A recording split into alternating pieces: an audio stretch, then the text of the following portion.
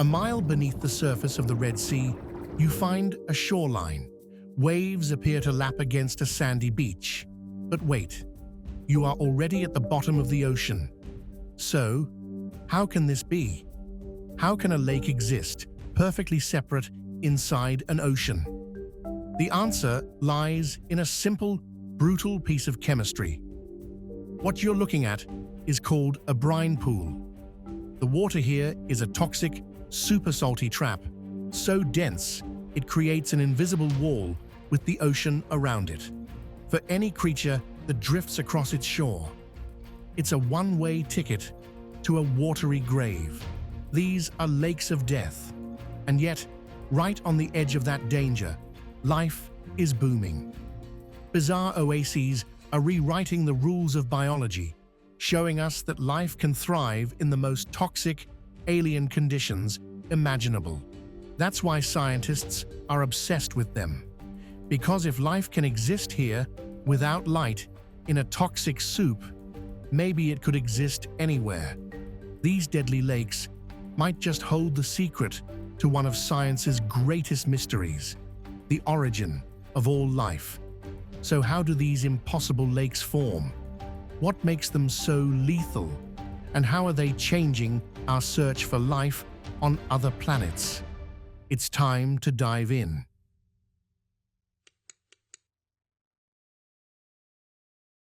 So, how is this possible? How does a lake, with its own distinct surface and waves, exist at the bottom of the ocean without just mixing in? It all comes down to one word: density. Think of it like this. The more salt you dissolve in water, the heavier that water gets. The water in these brine pools isn't just salty, it's a thick, ancient soup of dissolved minerals. Basically, the universe's most extreme pickle juice. In fact, the brine is so dense, 3 to 8 times denser than the surrounding seawater, that a deep-sea submarine can't even sink in it. It literally bounces off the surface like it's a giant underwater trampoline. So, the density explains why the brine sinks and settles at the bottom. But that doesn't explain the weirdest part, that perfectly sharp, mirror-like surface. Why doesn't it just slowly blur and mix with the ocean over time, like honey dissolving in a glass of water? For that, you have the second ingredient: heat. The brine isn't just incredibly salty, it's also surprisingly warm, heated from below by the Earth's crust. Both the heat and the salt want to escape into the cold ocean above. But physics has a rule. Heat moves through water about 100 times faster than salt. This is where the surface acts like a special kind of screen door. Imagine heat is like the air, and salt is like a slow, clumsy bug. The heat, the air, escapes through that screen door at incredible speed. But the salt, the bug, gets left behind, mostly trapped inside. This tiny difference creates a perfectly stable force field, constantly rebuilding the surface and keeping it impossibly sharp. But that leads to one last puzzle. That screen door isn't perfect. A tiny bit of salt is always leaking out. Over thousands of years, the whole lake should have diluted and vanished by now. So if the lake is constantly leaking, something must be refilling it. The question is, what?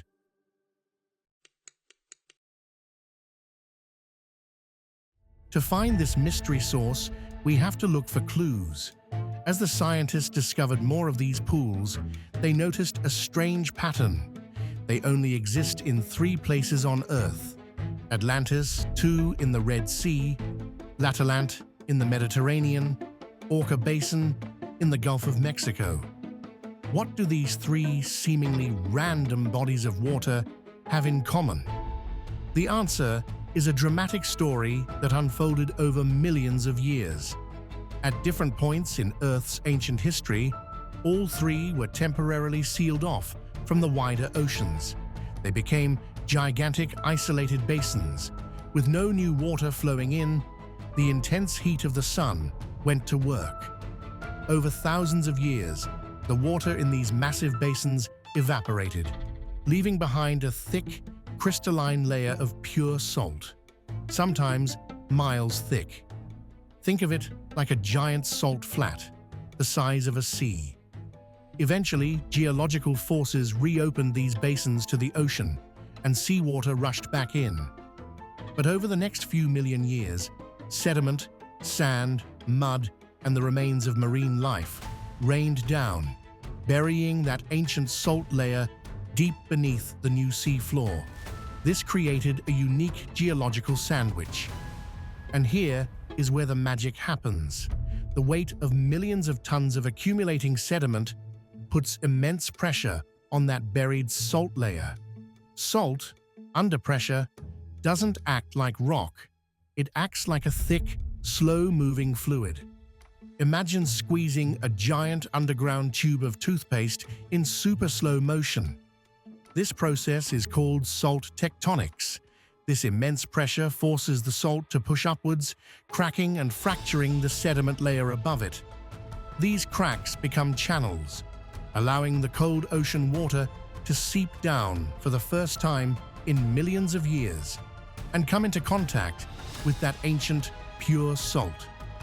As the water dissolves the salt, it becomes an ultra-concentrated brine. Warmed by the Earth's geothermal heat and squeezed by the immense pressure from above, this newly formed brine is then forced back up through other fissures in the seabed, erupting into the cold ocean above.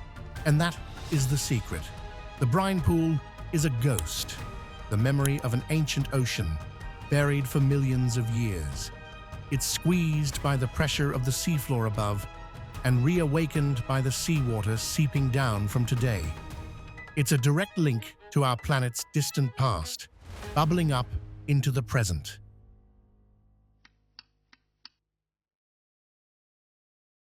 So, we've solved the mystery of the lake's creation. But this geological wonder is also a biological paradox. When scientists first explored these pools, they were greeted by an unsettling sight: a graveyard. The shorelines are littered with the dead, unlucky creatures that wandered in, perhaps attracted by the scent of food, only to be killed instantly. This toxic shock is the result of three deadly properties of the brine.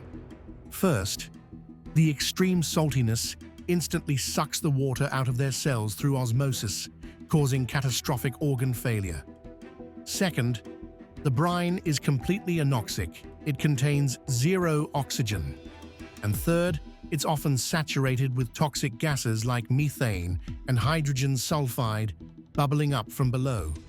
For any normal deep-sea creature, swimming into a brine pool is like an astronaut stepping out of their ship without a helmet. Death is instantaneous. This place should be a dead zone, a toxic hot tub at the bottom of the world. And yet, the most incredible part isn't just that life exists here, it's where it exists. Literally, inches away from the graveyard is an impossible, thriving oasis. The very edge of the deadly brine is one of the most densely populated habitats in the entire deep sea. Vast colonies of mussels, hundreds of thousands strong, form a living wall around the pool. Tube worms, some several feet long, grow in thick, lush gardens. It's a bustling metropolis of shrimp, snails, and crabs, all thriving on the precipice of a toxic wasteland. This bizarre oasis even attracts visitors. Larger predators like deep-sea eels and octopus patrol the outskirts of the brine pool, treating it like a watering hole on the African savanna, a known hotspot for finding a meal. But this raises the most fundamental question of all. Every food chain on Earth has to start somewhere. For almost all life, that starting point is the sun. Yet down here, in total darkness, this entire ecosystem is breaking biology's most basic rule. It's running on a different power source entirely. one that comes not from the light of the sky, but from the toxic chemistry of the lake itself.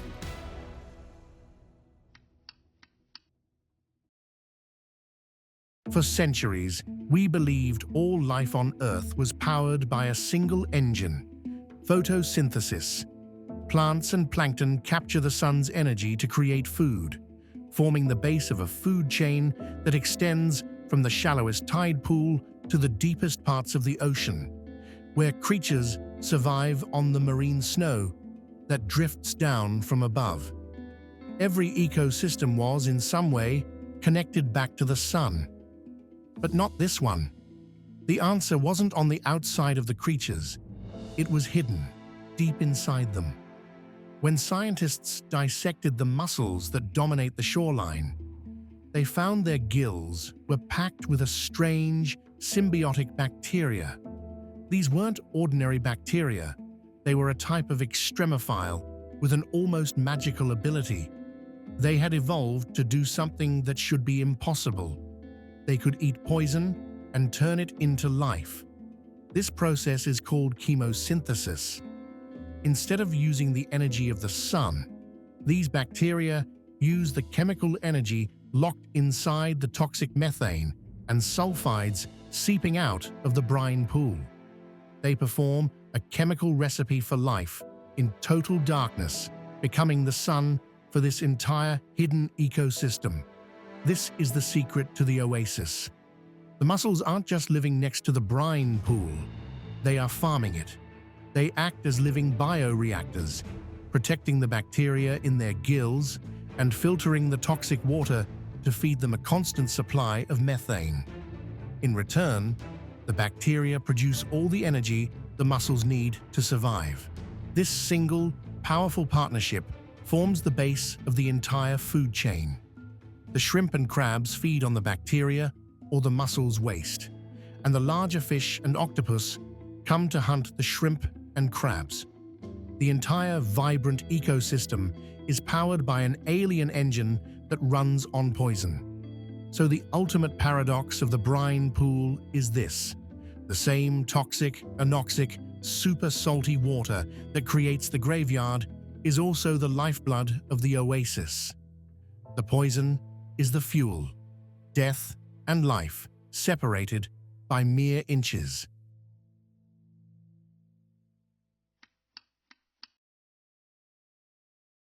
The discovery of chemosynthesis didn't just solve the puzzle of the brine pool oasis. It completely revolutionized our understanding of life itself. If life could thrive in total darkness, powered by toxic chemicals, it forced scientists to ask a monumental question: could life have started this way? For over a century, the classic story was the primordial soup. First hinted at by Charles Darwin, the idea was simple. Life began in a warm, shallow, sunlit pond, sparked into existence by a bolt of lightning. The sun was always the key, but the discovery of deep-sea chemosynthesis changed the game. Suddenly, the dark, violent ocean floor became a prime suspect. For decades, one candidate was the clear frontrunner: hydrothermal vents. These enormous fiery chimneys, spewing superheated chemicals, host their own vibrant ecosystems and were long considered the most likely place for life's origin. But now, many scientists believe brine pools present a compelling and perhaps even better alternative. To understand why, we need to build a checklist for the cradle of life. What did the environment on Earth look like nearly 4 billion years ago when life first appeared? Scientists believe that ancient world had 3 key features. First, the oceans were poor in oxygen. Second, they were rich in methane and other chemicals. And third, most intriguingly, they were extremely salty: low oxygen, high methane, and extreme salt. That checklist isn't just a theory of the past. It's a perfect description of a modern-day brine pool. These bizarre underwater lakes are not just a habitat for strange creatures. They are a living time machine.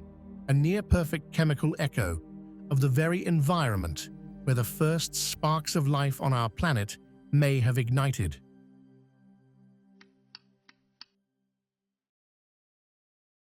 But what if these conditions for life aren't unique to Earth? This is where the story takes its most exciting turn. If life can begin and thrive in a dark, toxic, salty ocean, completely disconnected from the sun, then our search for extraterrestrial life just got a whole lot more interesting. Two of the most tantalizing targets in our solar system are Europa, a moon of Jupiter, and Enceladus, a moon of Saturn. From the outside, they are worlds of dead, frozen ice. But we know that beneath their icy shells lie vast, global oceans of liquid saltwater. For years, these oceans were considered long shots for finding life. With a crust miles thick, no sunlight could ever reach them, so photosynthesis was impossible. But the discovery of chemosynthesis in places like our brine pools changed everything. It provided a new recipe for life, one that doesn't need a sun. It just needs chemical energy, which could easily be provided by hydrothermal vents or chemical seeps on the floors of these alien oceans. Could there be briny oases, teeming with microbial life, hidden in the crushing darkness of these distant moons? It is no longer science fiction, it is a testable scientific hypothesis, and we won't have to wait forever to find out. NASA's Europa Clipper mission is already on its way, scheduled to arrive in the Jupiter system in 2030 to hunt for the chemical signatures that could finally answer the question, are we alone?